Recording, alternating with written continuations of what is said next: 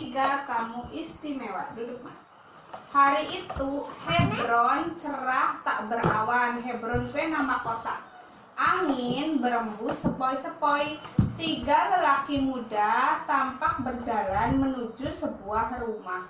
Sepertinya mereka adalah musafir yang sedang mencari tempat beristirahat. Itu kelihatan apa enggak? HP-nya. Mama kelihatan apa enggak? Kelihatan apa enggak? Rumah yang mereka datangi ternyata rumah Ibrahim alaihissalam, Nabi Allah subhanahu wa ta'ala yang terkenal ramah dan baik. Mengetahui kedatangan tamu, Nabi Ibrahim alaihissalam pun membukakan pintu. Ia tersenyum seolah tamunya itu sahabat lamanya. Salaman, ucap ketika pemuda itu. Mereka menyampaikan salam keselamatan. Salamun, balas Nabi Ibrahim alaihissalam. Selamat atas kalian, ujarnya tulus. Dipersilahkannya ketiga tamunya itu masuk dan duduk. Nabi Ibrahim alaihissalam kemudian diam-diam meminta istrinya Sarah menyediakan makanan.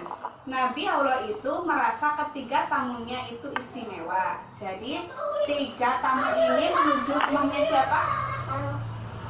Nabi Ibrahim alaihissalam. Istrinya Nabi Ibrahim namanya Sarah. Nabi Allah itu merasa ketiga tamunya itu istimewa. Keluarganya pun memutuskan untuk menyembelih seekor anak sapi gemuk lalu memanggangnya. Bau wangi rempah menebar membuat perut terasa makin lapar.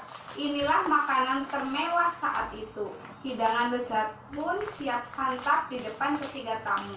Namun ketiga pemuda asing itu tidak tertarik. Mereka sama sekali tidak menyentuh hidangan itu. Melihat hal itu, Nabi Ibrahim alaihissalam khawatir. Siapakah ketiga pemuda ini? Bisiknya dalam hati. Ketiga pemuda itu tersenyum. Janganlah takut, ujar salah satu di antara mereka. Sesungguhnya kami malaikat Allah yang diutus kepada kaum Lut. Mendengar itu Nabi Ibrahim alaihissalam terperanjat, namun hatinya sedikit lega. Sarah yang duduk di balik tirai pun tersenyum dalam kekagetannya.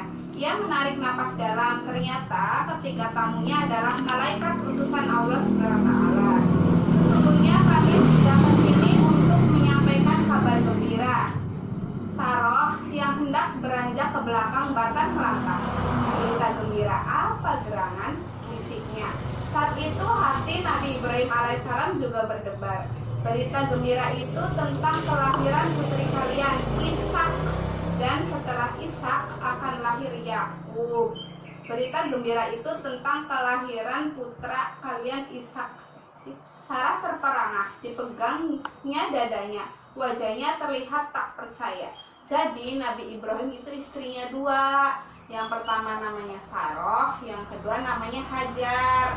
Nah, ya dari Hajar lahirlah Nabi Ismail. Nah, kalau dari Sarah lahirlah Nabi Ishak. Nah, Sarah terperangah, dipegangnya dadanya. Wajahnya terlihat tak percaya. Sungguh mengherankan, serunya sambil menggeleng. Apakah aku akan melahirkan anak padahal aku sudah tua? Katanya sambil menekuk wajahnya sendiri. Ini benar-benar sesuatu yang ajaib. Saat itu usia Nabi Ibrahim telah lebih dari 100 tahun. Istrinya Sarah berusia 90 tahun. Telah lama mereka menanti kelahiran putra dari rahim Sarah, sehingga rambut memutih dan tubuh melemah. Rasanya mustahil mereka mempunyai anak. Mengapa engkau heran dengan ketetapan Allah? Itu adalah rahmat dari berkat Allah yang dicurahkan kepada kalian, wahai keluarga Nabi.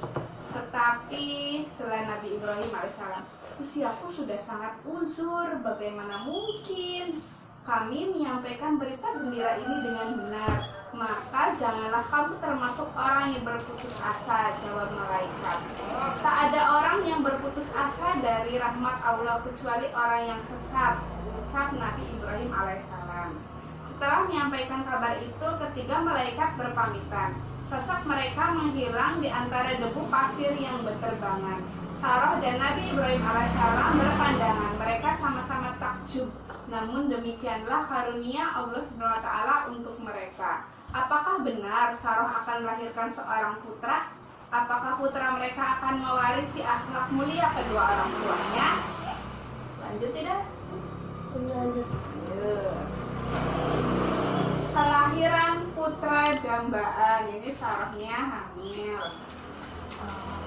Waktu berlalu, selepas kunjungan ketiga malaikat, perasaan Nabi Ibrahim alaihissalam terus berdebar. Ia menantikan kebenaran kabar yang disampaikan padanya. Tak lama kemudian, Sarah ternyata benar hamil. Ia merasakan perubahan pada tubuhnya. Perutnya mulai membesar. Gerakan lincah janin pun mulai terasa dalam perutnya. Saat sang bayi terlahir, Nabi Ibrahim alaihissalam dan Sarah sangat bersyukur. Penantian selama puluhan tahun berakhir bahagia. Inilah balasan Allah SWT atas kesabaran mereka. Seperti petunjuk Allah SWT melalui kedua malaikat, sang putra dikaruniai nama Ishak. Dalam bahasa Ibrani, Ishak artinya tertawa. Ishak artinya Ketawa. kelahiran Ishak memang disambut tawa bahagia. Ishak adalah putra kedua Nabi Ibrahim alaihissalam. Putra pertamanya bernama Ismail. Ia lahir dari istrinya yang bernama Hajar. Hajar dan Ismail tinggal di Mekah. Saat Ishak lahir, Ismail telah berusia 14 tahun. Ishak tumbuh menjadi pemuda sehat, cerdas, memenuhi janji dan penyabar. Akhlaknya mulia dan tekun beribadah. Penduduk menyayangi Ishak dan memuji perilakunya. Sungguh ajaib kelahiran Ishak, ujar mereka. Ya, Ishak lahir pada saat orang tuanya sudah sangat uzur. Ia pun tumbuh menjadi anak yang berbakti dan penyabar, sahut yang lain. Ishak banyak menemani ayahnya berdakwah di daerah Kan'an. Sejak kecil, ia sudah terbiasa berbaur dengan orang banyak. Ia pun belajar berbagai bahasa dan kebiasaan. Kan'an adalah pusat berkumpulnya manusia.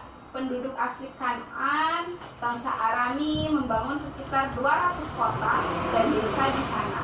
Sebelah timur Kan'an dibatasi oleh lembah Eufrat.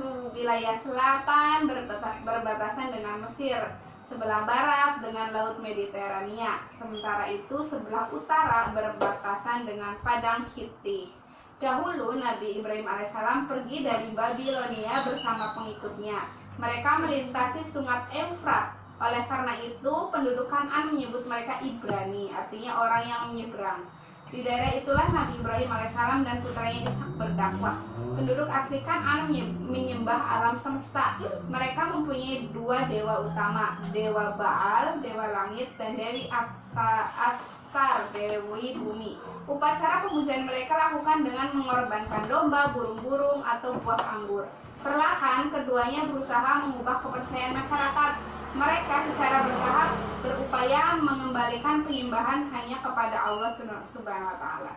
Penduduk asli Kan'an hidup dalam kelompok-kelompok kecil.